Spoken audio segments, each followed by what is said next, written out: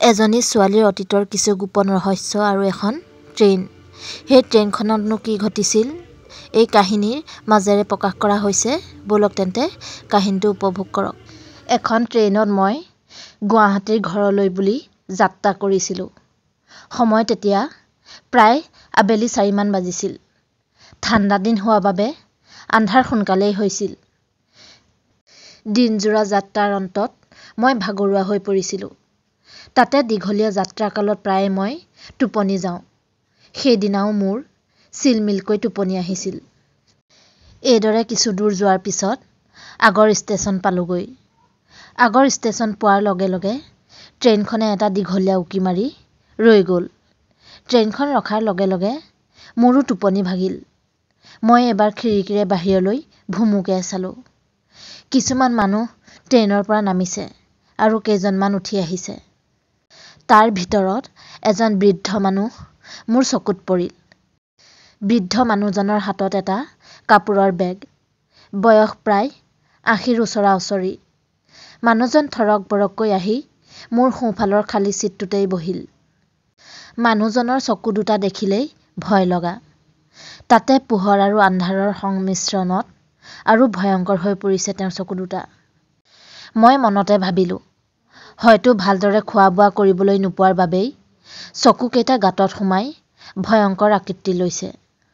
মই এইবাৰ তেওঁৰ পৰা চকু আঁতৰাই মোবাইলটো উলিয়াই এনেয়ে খুচৰি থাকিলোঁ।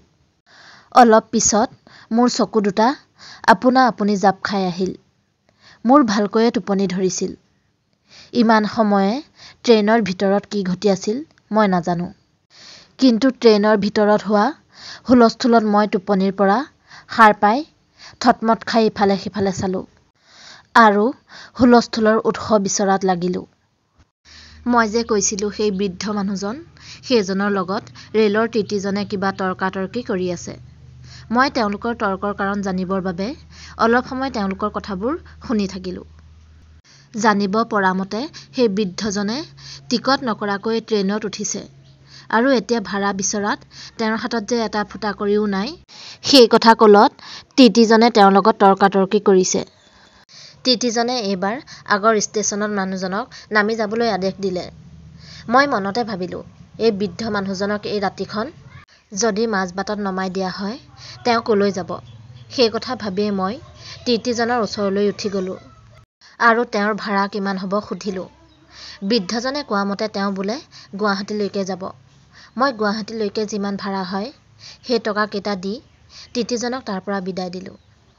মোৰ ঘৰো যিহেতু গুৱাহাটীতেই, সেইবাবে সেই মানুহজননো গুৱাহাটীৰ ক'লৈ যাব সেই কথা সুধিলোঁ। মানুহজনে অতি দুখমনে যিখিনি কথা ক'লে মোৰ বৰ দুখ লাগিল। সেইবাবে মই তেওঁক মোৰ লগতেই আমাৰ ঘৰলৈ লৈ যোৱাটোকে সিদ্ধান্ত ল'লোঁ। যিহেতু মোৰ দেউতা নাছিল, মানে মই মোৰ দেউতাৰ মুখ নেদেখিলোঁৱেই। সেইবাবে তেওঁক দেখি মোৰ বৰ দুখ লাগিল। এটা সময়ত ট্ৰেইনখন আহি গুৱাহাটী পালেহি। মানুহজনৰ হাতত ধৰি মই ট্ৰেইনৰ পৰা নমাত সহায় কৰি দিলোঁ। তেওঁক মই মোৰ লগত ঘৰলৈ লগ ধৰিলোঁ। তেওঁ প্ৰথমতে যাবলৈ মান্তি নহৈছিল যদিও মোৰ খাটনিত যাবলৈ মান্তি হ'ল। মই মাকো ফোন কৰি জনালোঁ যে এজন অসহায় মানুহক কেইদিনমানৰ বাবে মোৰ লগতেই ঘৰলৈ লৈ গৈছোঁ। লগতে তেওঁৰ লগত ঘটা সকলো ঘটনা মাক বুজাই ক'লোঁ। মই অচিনাকি মানুহ এজনক তেনেকৈ লৈ যোৱাত মায়ে ভাল পোৱা নাছিল যদিও কথাখিনি শুনাৰ পিছত মায়ে মোক বাধা নিদিলে। মই এখন অটো লৈ ঘৰ অভিমুখে মানুহজনৰ সৈতে গৈ থাকিলোঁ। ঘৰ পায়েই মই কলিং বেল টিপাৰ লগে লগে মায়ে দৰজাখন খুলি দিলে। এইখিনিতে ঘটিল এটা নভবা নোপোচা ঘটনা। মানুহজনক দেখাৰ লগে লগেই মাৰ মুখখন কেহেৰাজ বৰণৰ হৈ পৰিল। লগে লগে মই মানুহজনৰ মুখলৈ চালোঁ। মানুহজনেও দেখোন মাক দেখি থৰ লাগিল। মায়ে এইবাৰ মুখেৰে একো নকৈ উচাত মাৰি ভিতৰ পালেগৈ। মানুহজনক তাতেই এৰি ময়ো মাৰ পিছে পিছে মা কি হ'ল বুলি লৰ দিলোঁ। মই মাক বুজালোঁ, মা চোৱা, মানুহজনক পুতেকহঁতে ঘৰৰ পৰা উলিয়াই দিলে। তেওঁৰ থাকিবলৈ ঠাই নাই, এনেকৈয়ে য'তে ত'তে ঘূৰি ফুৰে। ভাত এমুঠিও ভালকৈ খাবলৈ নাপায়। সেইবাবেহে মই লগত লৈ আহিছোঁ। মোৰ কথাত মায়ে চকুৰ পানী টুকি টুকি কৈ গ'ল, সেয়া তেওঁৰ কৰ্মৰ ফল। এদিন তোক আৰু মোক সেই মানুহজনেই ঘৰৰ পৰা গতিয়াই উলিয়াই দিছিল, তই ছোৱালী হৈ জন্ম লোৱাৰ বাবেই। সেইজন আন কোনো নহয়, সেইজনেই হৈছে তোৰ দেউতাৰ। তেওঁৰ মতে ছোৱালী হৈছে ঘৰৰ বোজা। তই ছোৱালী হোৱাৰ বাবেই মোক দুখিছিল আৰু তোক ঘৃণাৰ দৃষ্টিৰে চাইছিল। পিছত আনৰ মুখেৰে মই জানিব পাৰিছিলোঁ যে তেওঁ দ্বিতীয় বিবাহ কৰাইছে আৰু 2টা ল'ৰাও আছে। কিয় তেওঁ সেই পুত্ৰই এনেকুৱা ব্যৱহাৰ কৰিলে? সিহঁতটো ল'ৰা হৈহে জন্ম হৈছিল। সেই চহৰ এৰি তোক লৈ মই গুৱাহাটী পালোহি। যেতিয়া মই ঘৰৰ পৰা ওলাই আহিছিলোঁ, ময়ো গুৱাহাটীৰ অলিয়ে গলিয়ে অ'ত এৰাতি ত'ত এৰাতি থাকিয়েই কটাবলগীয়া হৈছিল। লাহে লাহে মই তোক বুকুচাত বান্ধিয়েই আনৰ ঘৰত কাম কৰি খোৱা পিন্ধাৰ যোগাৰ কৰিছিলোঁ। লগতে তোক পঢ়াই শুনাই শিক্ষিত কৰিলোঁ, যাৰ বাবে তই আজি নিজকে এগৰাকী প্ৰবক্তা হিচাপে চিনাকি দিব পাৰিছ। মাৰ কথাত মই হতবাক হ'লোঁ।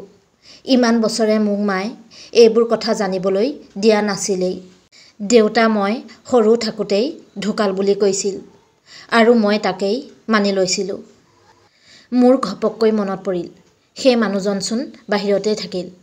মই তৎক্ষণাত বাহিৰলৈ ওলাই গ'লোঁ, কিন্তু বাহিৰত তেওঁ নাছিল। হয়তো মাক দেখিয়েই তেওঁ তাৰ পৰা আঁতৰি গৈছিল। ময়ো তেওঁক পুনৰ বিচাৰি যোৱাৰ ইচ্ছা নকৰি ভিতৰলৈ সোমাই আহিলোঁ। আজি যেতিয়া মই কলেজলৈ বুলি গৈ আছিলোঁ, হঠাৎ মোৰ সেই মানুহজন চকুত পৰিল। ফুটপাথৰ চুক এটাতেই তেওঁ বহি আছিল। মই তেওঁৰ ফালে আগবাঢ়ি গ'লোঁ। মই বেগৰ পৰা টকা অলপ উলিয়াই মানুহজনৰ ফালে আগবঢ়াই দিলোঁ আৰু ক'লোঁ, দেউতা এই টকাকেইটা ৰাখা। সেই বুলি কোৱাৰ লগে লগে তেওঁ মোৰ ফালে মূৰ তুলি চালে। তেওঁৰ দুচকু লোটকেৰে ভৰি পৰিল। মই জোৰ কৰিয়েই তেওঁৰ হাতত টকাকেইটা গুজি তাৰ পৰা আঁতৰি আহিলোঁ আৰু কলেজৰ ফালে খোজ ল'লোঁ।